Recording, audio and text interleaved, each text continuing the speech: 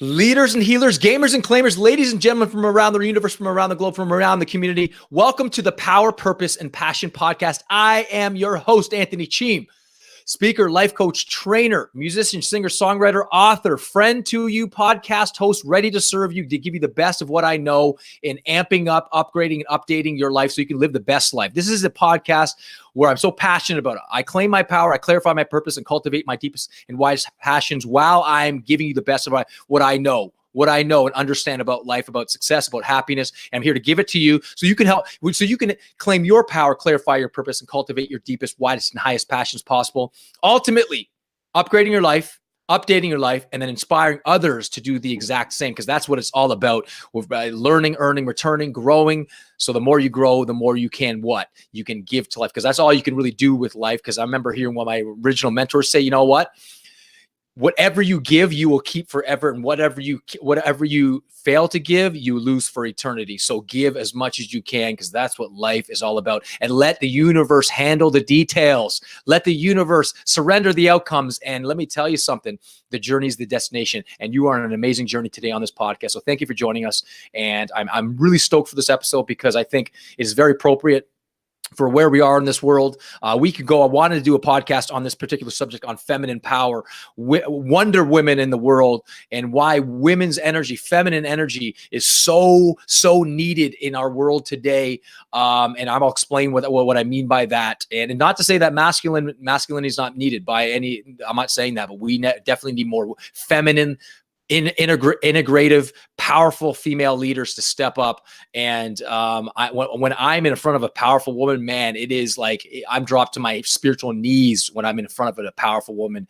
And I'm sure you men and boys out there can understand when you see an exuberant, vibrant, wild, feminine energy, sexy and sensual and full of life, full of emotion. It's like an ocean of oceanic flow of energy that just literally brings masculine energy to their knees. So, and I remember hearing Tony Robbins say, if you want to change men, just change the women, because the men will follow the women. And I can't agree more with that. So thank you for joining us. This episode is called Feminine Power. So Cameron, what's going on? Let's introduce you, man, the power partner, because I would not be here unless you were helping me and giving to me your talents and sharing your talents and your worth to the world. So thank you for doing this, man. No problem. You say thank you every day, but I forget to thank you for everything you've done for me. And I think it's beautiful that I have someone like you in my life that I could look up to, and not only that, but relate to, because we're both crazy. We're both insane human beings. So I just got done meditating for 2 hours. That sounds crazy. And you're like, yeah, I get it. Totally. I'd do the same. And it's like, it's great. So I appreciate having another crazy guy like me out there. But yeah, I'm looking forward to this topic, man. Every day there's like it's awesome. It's awesome. Hey man, we're spreading love, man. That's what we're doing. Absolutely. We are, imagine if God was, or the universe was, an endless flow of a river of light, of abundance, of joy, of bliss. All we're doing is jumping into that river. We're tuning into we're swimming in the river that's already there.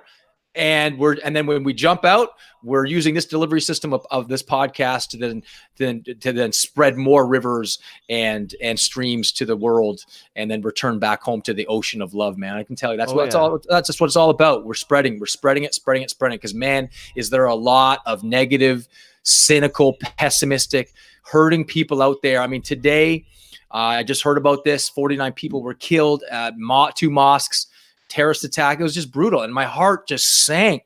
I'm like, oh man.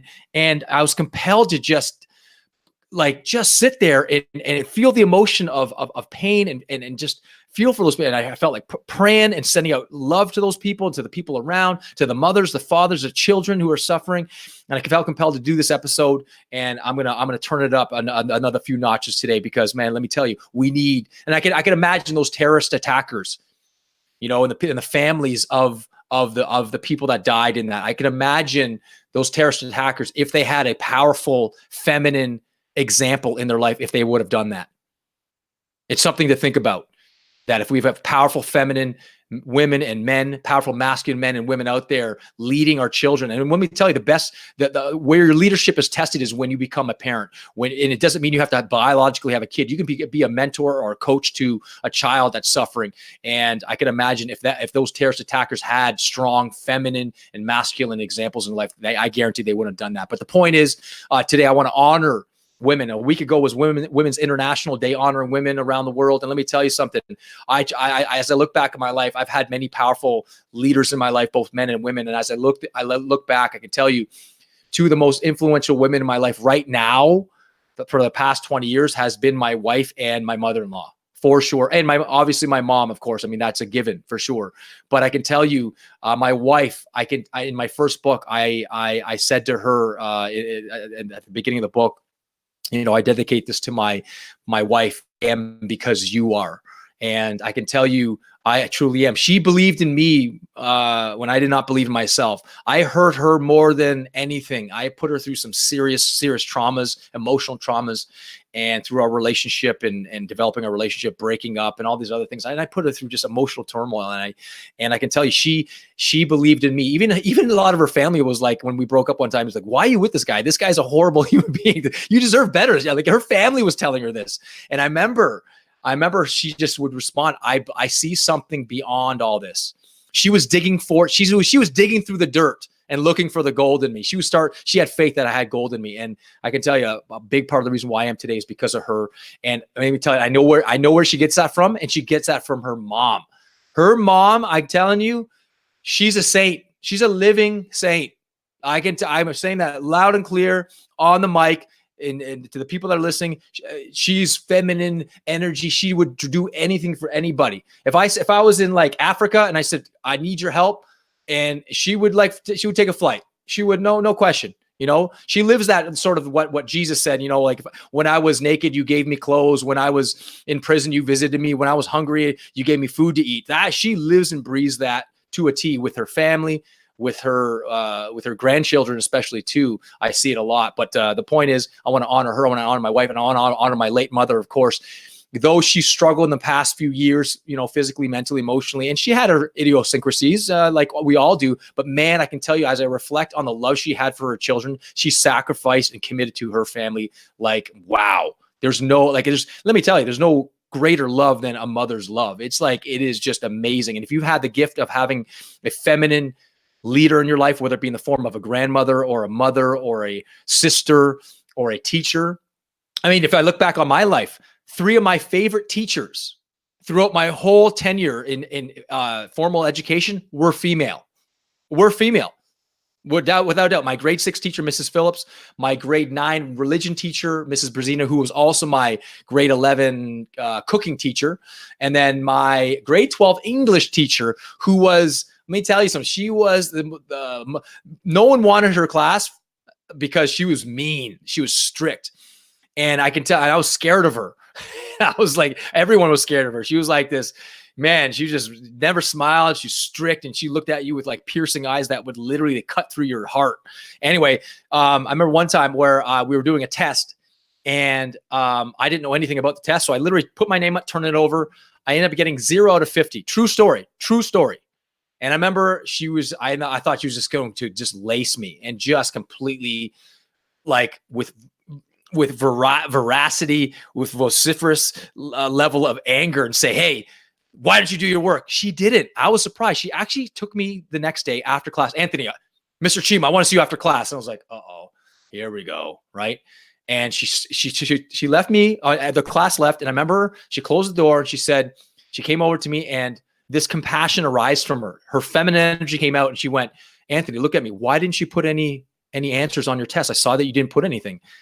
And I said, well, I didn't know anything. I didn't want to just guess and look like I was an idiot and be stupid. So why even put any answers? Otherwise I look like such an idiot. And she, at that point, she goes, listen, I'm going to give you another chance, because I believe in you. I believe in your ability to do this. And besides, I've taught your other 3 siblings, and you're a Cheam. You've got it in you.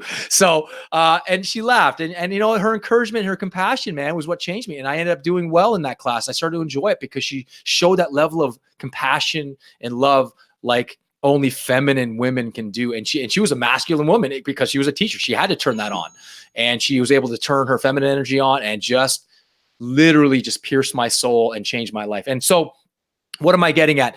I have the utmost respect and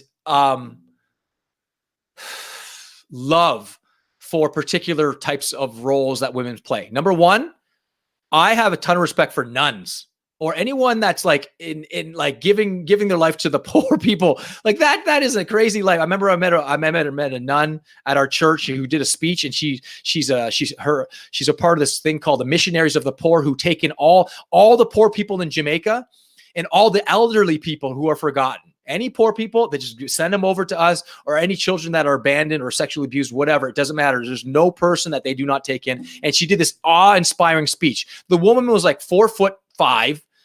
She was small, and she was wearing her nun dress outfit. And she spoke just very lightly, but she spoke with power. And she just spoke with love and grace and compassion and kindness. And it was like, I was like, wow, so drawn to her. And after I had to say hi to her, I said, wow, that was the most amazing speech. And you just inspired me, man. Like, that was amazing. And she just kind of like smiled and it was like, wow. I was like looking at Mother Teresa, the reincarnation of Mother Teresa.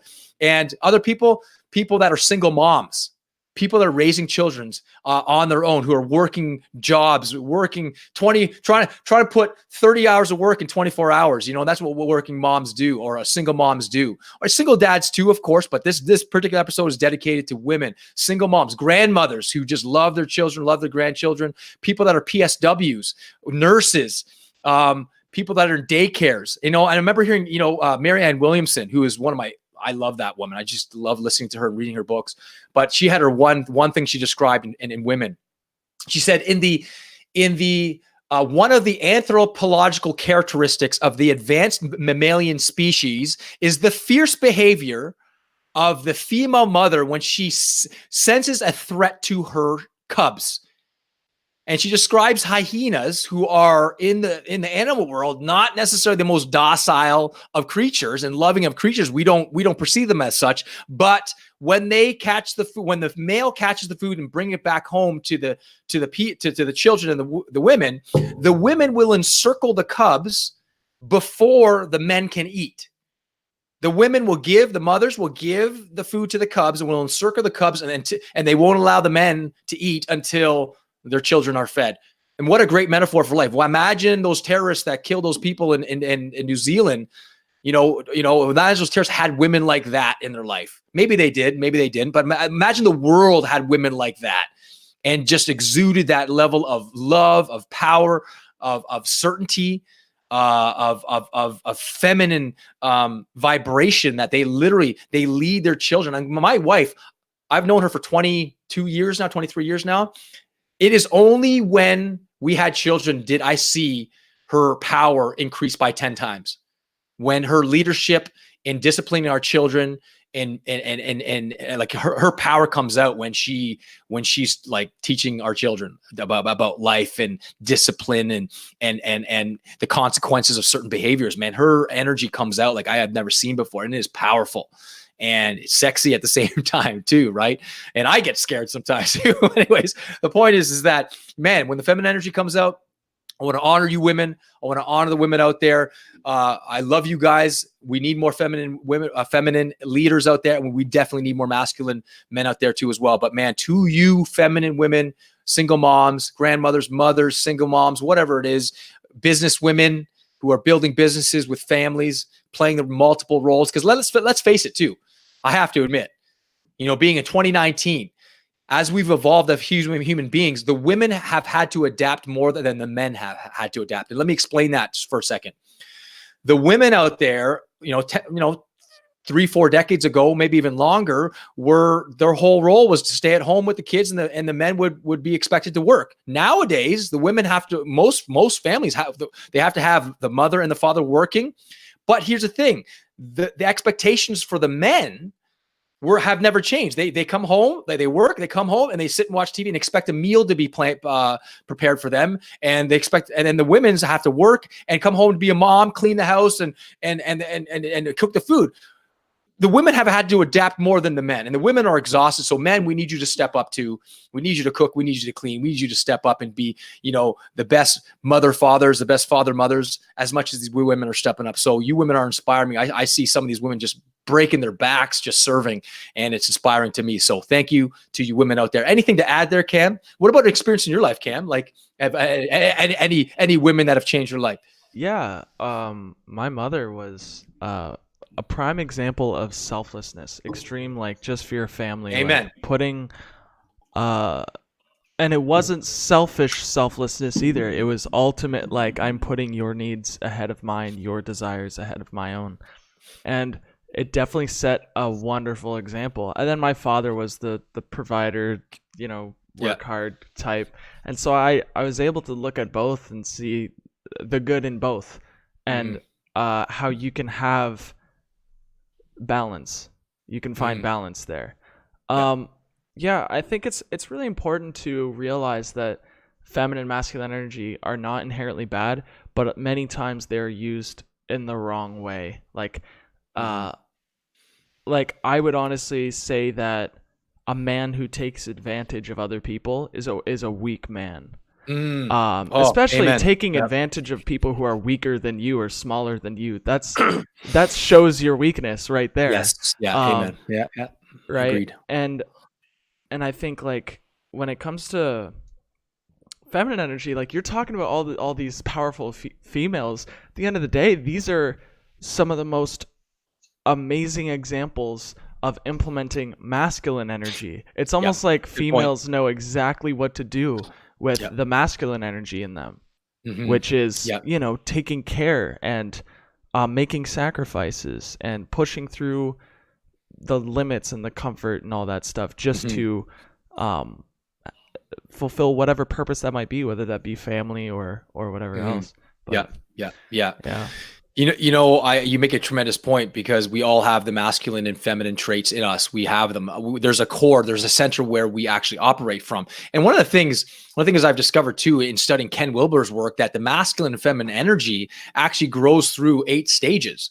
And then, as you said, there's the weak masculine mind who just dominates and makes other people feel weak so he can make them feel stronger. It's like the person that says you can build your empire by destroying other people's empire, or building your own empire and building other people's empires up too.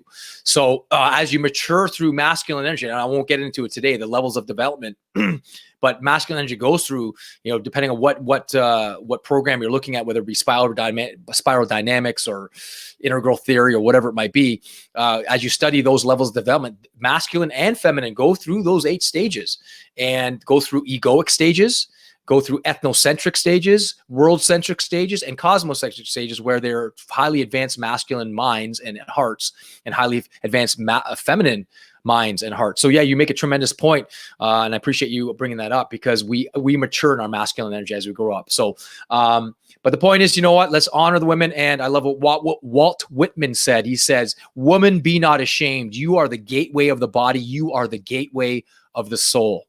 And I cannot end this podcast with something like that, or something better than that. I think that's a great way to end this podcast. So women, to you, we honor you. You are the gateway of the body. You are the gateway of the soul. And let me tell you something, your love, I tell you, is the reason why I'm here. And your love continues to inspire me and lead me to deeper levels of humility, of grace and compassion for the world, and allow me to tap into my feminine energy and to feel the emotion of life and experience it to this greatest depths and heights. So thank you for joining us. If you love this podcast, please comment, ask questions, subscribe to our channel on iTunes or any of the platforms, Instagram, Facebook. Send a message. We'd love to hear from you. Ask questions. We'd love to answer those questions for you. So to your continued upgrade and evolution, live it up with power, purpose, and passion. God bless, guys. So much love, Kenny.